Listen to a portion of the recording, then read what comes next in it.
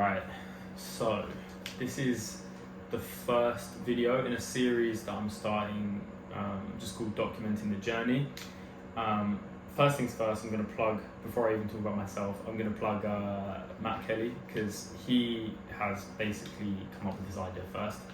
But I think it's just a good idea to do in general. So Matt Kelly is a guy who's started this thing called Documenting the Journey, and he's just doing like videos every week of his entrepreneurial journey plus like a little bit of life stuff as well. And I've been watching it a lot, and it's really sort of inspired me to do the same thing for a lot of reasons. I think one, it starts to obviously build a little bit more social presence, which I've been really bad at online. Two, it really just helps me to look back and hopefully see how far I've come. And yeah, I guess those are the main things really. And it's also just a nice thing to just reflect, isn't it, on how things are going and what's developing really. So I guess I'll give a little intro to myself. So my name's Sam Lillycrap. I'm 26. I'm currently living between London and Barcelona. Right now I'm in Barcelona. And I'm a designer, so I've been designing literally since, well, to be honest, I made my first website when I was 12, and I started my first job at 17, dropped out of college, joined a web agency, and ever since then I've basically just worked in startup companies, or just basically building my own companies really, or building my own kind of side projects as well. A lot of stuff. I haven't just been I shouldn't say that I'm just a designer in a way, because I'm a developer too. I know how to develop. I've developed AI applications. I've developed like meditation technology that can like track your breathing just with a smartphone camera for like meditation apps. I've done marketing before. I've sold like, I started my own gym clothing brand like quite a few years ago, like trying to compete with Gymshark. Ultimately, I think it was actually okay, it did well, but just too young and naive, didn't know how to scale, didn't know how to hire, just had no idea basically. So it eventually just became too stressful and got burnt out basically. So what is the journey then now? Where am I? Well, I'm basically starting like a design agency right now, but it's not just like any design agency. The whole idea is that it's a one-man subscription-based design agency. So the reasons why I'm doing this is effectively so I can take on more than one client at the same time, because I think I'm at a level of, let's say, like efficiency that I can churn out design pretty quickly, and also with brilliant quality.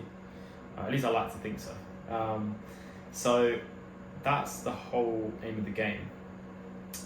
And also you're building an asset very slowly as well. So when you're just designing as like a freelancer or a contractor, you can earn like, really, really good money. But you're not actually building an asset. You're just kind of earning money and going along your life, if you like. With this, I'm actually building something that will eventually sell. Yes, I'd have to like bring in new designers before I sold it and like get them like clued in, but I'm basically building a client base that I could actually eventually sell as well. And I've got, of course, like old clients I'm probably going to hit up soon and see if they want to join this as well. And I guess we'll have to see what happens. So where shall I start? I guess just with how long I've been doing this. So I've literally been doing this about a week now. Not long. I've been working on the brand. I've been working on a new website, which actually got in front of me. You can see like the beginnings of this. I don't know if you can see that, but the beginnings of this new, this new kind of feel around this brand that I want to create.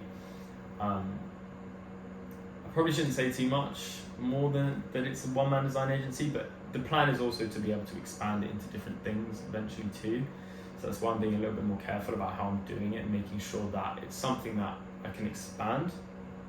So there can be like, let's say, sister companies, or it can be an umbrella company for multiple companies eventually.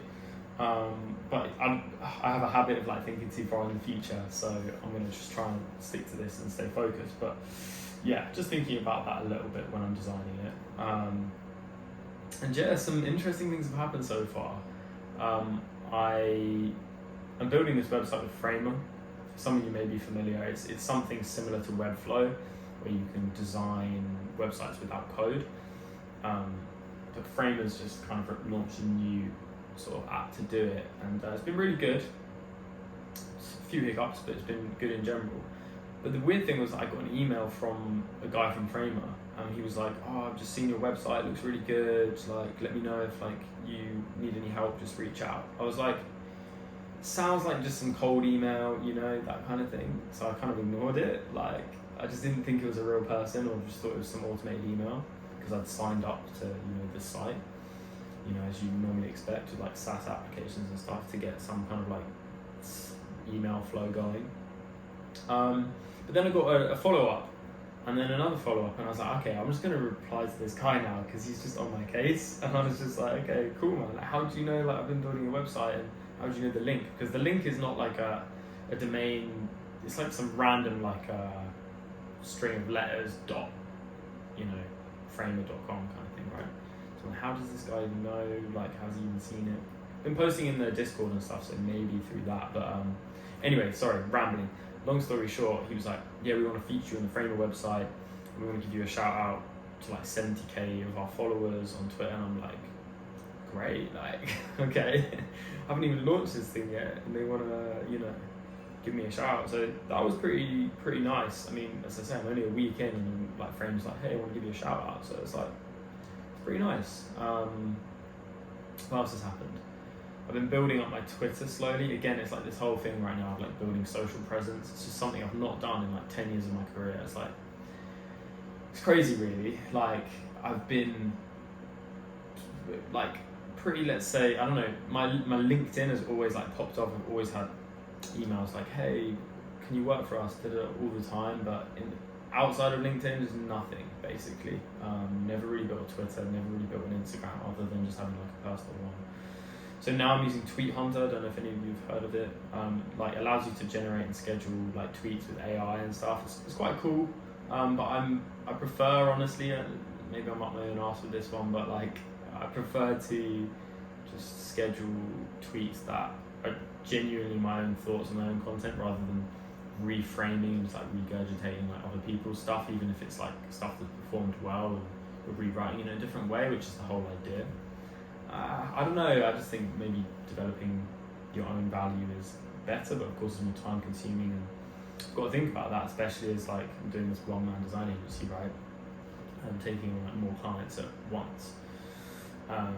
So yeah, just like developing the Twitter, and I posted like a kind of a Linktree equivalent. It's a bit better than Linktree, to be honest. I can't remember what the name of it is though, it's a weird name. But I actually got my first Calendly call scheduled in, so that's cool. And literally I've done nothing. I haven't even been trying to do any outreach, because I haven't even built the site, right? So I'm just like one thing at a time, just get the site done and stuff. But yeah, I've got my first call scheduled in for Tuesday, which is cool, but I'm feeling slightly different about it than I normally would with client calls, because of course I've done tons of client calls in the past, and this is different because I'm selling something far different, and I need to frame it in a different way and reframe all of the things that may be seen as downsides, like I'm not full-time for them, and well, that's the main downside, to be honest, or at least perceived downside. So there's lots of like new objections to overcome that I wouldn't normally have to deal with. So it's going to be interesting. I think it's easy to overcome those objections, because ultimately they're paying pretty much like 40% of what they'd be paying a senior designer to have me like on their team. So the value and the offer is super good, in my opinion. So it's going to be interesting to test that out and see if other people actually think the same. I think they should. Again, I've got loads of experience, so it's going to be really interesting to see, yeah, if this new kind of venture works out, I suppose. So enough of the business stuff. I wanted this to be both about like business and life in general, right? I'll try not to make this too long. probably already is. But I'm living between, as I said, I think London and Barcelona, and right now I'm living in Barcelona, and Barcelona is a really weird place to live in because, of course, it's a foreign country for me. I'm English by, like, I was born in England, and it's a weird place because it's a very transient city. It's very like based on tourism. Like most of it's like GDP or whatever is like comes from tourism, I think, and there's a high turnaround of people here, right? So it's a very fun place to be. It's like a bit of a party city. You can very easily get lost in it. So it's also a good place if you like to build your own discipline up. But also it can feel quite, let's say, shallow in terms of like the relationships you build sometimes, unless you can find people who actually live here, which can be, let's say, it's just harder. It's just harder to find people who actually live here. But it is an amazing place as well. Like there's just so much stuff to do. You've got so much awesome nature. You've got like, the mountains in the backdrop. If you've been to Barcelona, you know. You've got the sea, the beach. Like you've got loads of really nice beaches you can drive like up north or even go down south to. And it's just those like, I don't know, it's just a very romanticized city, there's loads of like amazing experiences to be had, but ultimately they're very fleeting, and it can be hard to feel like you're building something here sometimes, although it's definitely possible, of course. But it's also like a very, to be honest, like, how do I say this?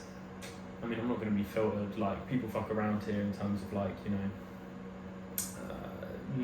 don't have relationships mostly here. It's very like casual dating kind of vibes, probably in most cities around the world, to be honest, but especially Barcelona because it's always warm, there's always that kind of like vibe in the air of like people wanting to party and meet new people and date and stuff.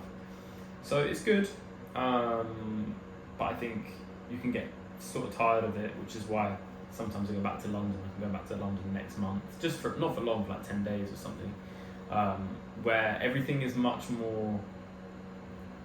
It is more serious, but kind of in a good way. But it's like you only want it in small doses, right? Because otherwise it can be a bit heavy. The whole energy of like London.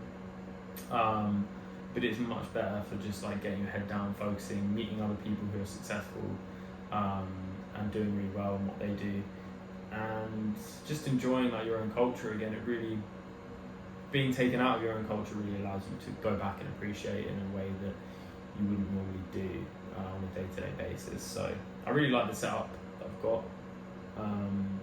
It's super interesting. I'm trying to fight the urge right now to like go and do loads of traveling and stuff, because I just want to bring in more cash flow. I want to get this business like up and running first, and then maybe towards the end of the year / next year, I'm going to look at actually doing a bit more traveling with it, hopefully.